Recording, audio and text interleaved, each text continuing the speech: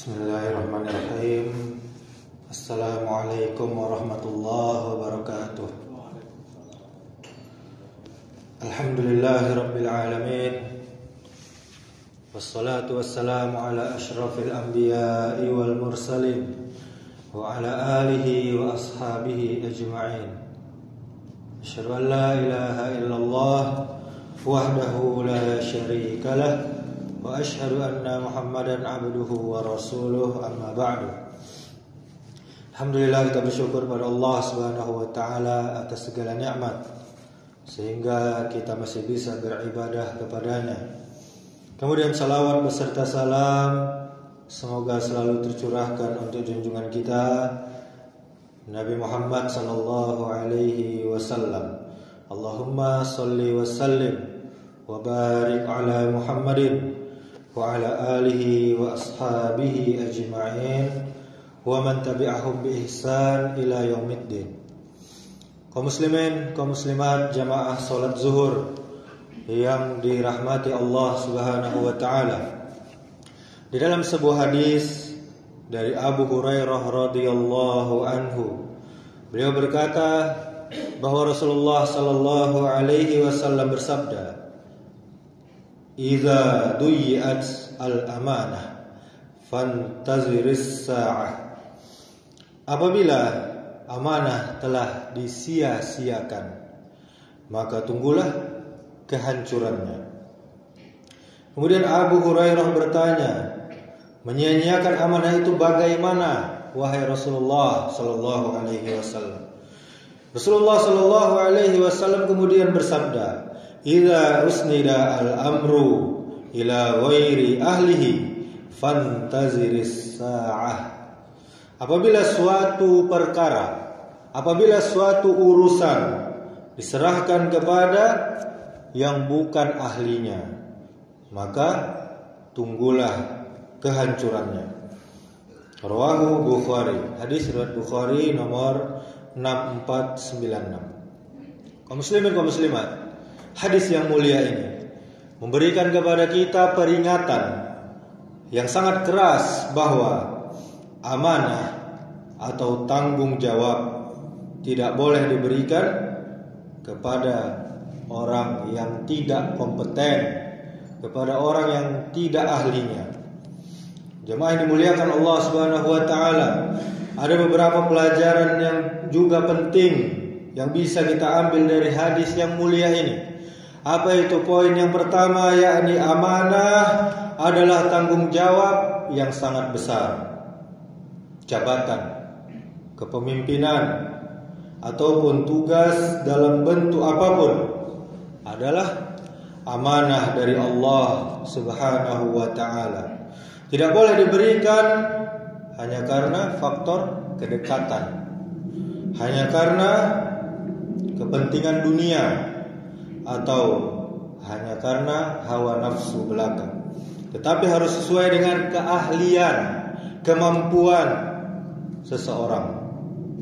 Kemudian amanah akan dimintai pertanggungjawaban nanti di akhirat. Rasulullah sallallahu alaihi wasallam bersabda, "Kullukum ra'in wa kullukum mas'ulun an ra'iyatihi." Setiap kalian adalah pemimpin dan setiap kalian akan diminta pertanggungjawaban atas kepemimpinannya. Hadis riwayat Bukhari dan Muslim. Artinya, kaum muslimin, sekecil apapun amanah pasti akan ditanya nanti oleh Allah Subhanahu wa taala. Amanah bukan sekedar kehormatan, tapi amanah adalah ujian dari Allah Subhanahu wa taala. Jabatan, kedudukan atau tugas yang diberikan kepada seseorang bukanlah hadiah untuk dimuliakan, tetapi ujian untuk dilihat apakah dia adil, apakah dia jujur, apakah dia bertanggung jawab. Jika disalahgunakan, amanah bisa menjadi sebab nanti di akhirat azab Allah Subhanahu wa taala. Kemudian poin yang kedua, ketidakmampuan akan menimbulkan kerusakan. Jika urusan diserahkan kepada orang yang tidak ahlinya, maka bukan kemaslahatan, bukan manfaat yang tercipta, melainkan apa? Melainkan kerusakan, kerugian, bahkan kehancuran. Contohnya, jika seorang yang tidak paham agama dijadikan pemimpin umat, maka akan menyesatkan umat, menyesatkan masyarakat. Menjaga amanah adalah tanda keimanan seseorang. Allah Subhanahu wa taala berfirman, "Innallaha ya'murukum an tu'addul amanati ila ahliha." Sesungguhnya Allah menyuruh kamu menyampaikan amanat kepada yang berhak menerimanya, bukan kepada sembarang orang. Surah An-Nisa ayat 58. Kaum muslimin yang dimuliakan Allah Subhanahu wa taala, orang yang beriman dengan iman yang sejati akan menjaga amanah. Sedangkan mengkhianatinya adalah ciri kemunafikan. Kemudian amanah yang disia-siakan akan membawa kehancuran. Jika amanah tidak dijaga, jika amanah tidak diserahkan kepada yang tidak layak, maka akan timbul kerusakan. Sebagaimana sabda Nabi sallallahu alaihi wasallam yang kita bacakan di awal tadi, jika amanah disia-siakan, maka tunggulah kehancurannya. Hadis riwayat Bukhari. Kemudian menjaga amanah adalah tanda keimanan seseorang. Sebagaimana tadi kita bacakan firman Allah, "Innallaha ya'murukum an tu'addul amanati ila ahliha."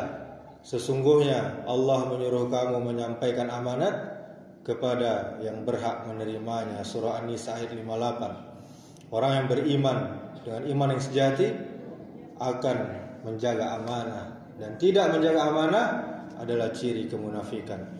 Kemudian poin yang ketiga, kaum muslimin, kehancuran umat dimulai dari salah dalam memilih pemimpin. Hadis yang mulia ini juga mengingatkan bahwa salah satu tanda kehancuran umat adalah ketika jabatan, ketika urusan diserahkan kepada orang yang tidak pantas. Oleh karena itu, kita sebagai umat Islam harus cerdas dalam memilih dan menempatkan seseorang pada kemampuannya. Kemudian pemimpin adalah penentu arah. Dalam Islam, pemimpin ibarat nahkoda kapal. Jika nahkoda salah arah, maka seluruh penumpang akan ikut tersesat. Begitu pula umat.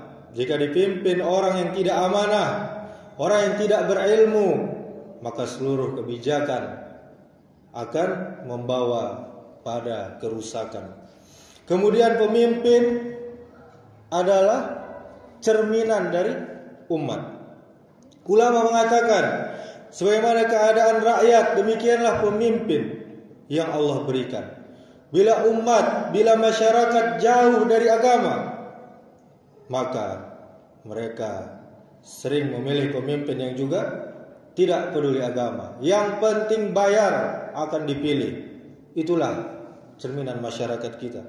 Akibatnya kerusakan merajalela dari atas sampai ke bawah, sampai ke akar-akarnya akan rusak. Kemudian amanah adalah syarat dari keberkahan hidup, baik dalam keluarga, dalam pekerjaan, dalam kepemimpinan. Keberkahan pasti akan hadir jika amanah dijaga. Sebaliknya, jika amanah dikhianati, hidup akan penuh masalah dan akan penuh dengan fitnah. Kaum muslimin, kaum muslimat, jamaah dimuliakan Allah Subhanahu wa taala. Pelajaran yang berharga, yang mulia ini berlaku dalam segala aspek kehidupan. Di rumah tangga, di sekolah, di masyarakat, bahkan dalam pemerintahan. Di rumah tangga, orang tua harus memimpin dengan ilmu dan juga dengan kasih sayang. Di sekolah, guru harus profesional dan amanah dalam mendidik. Kemudian di dalam masyarakat, pemimpin harus dipilih karena ilmu, karena akhlak, dan karena kapasitas, bukan karena harta atau karena keturunannya. Sebagai penutup, marilah kita jadikan hadis Rasulullah Sallallahu Alaihi Wasallam ini sebagai pedoman hidup kita.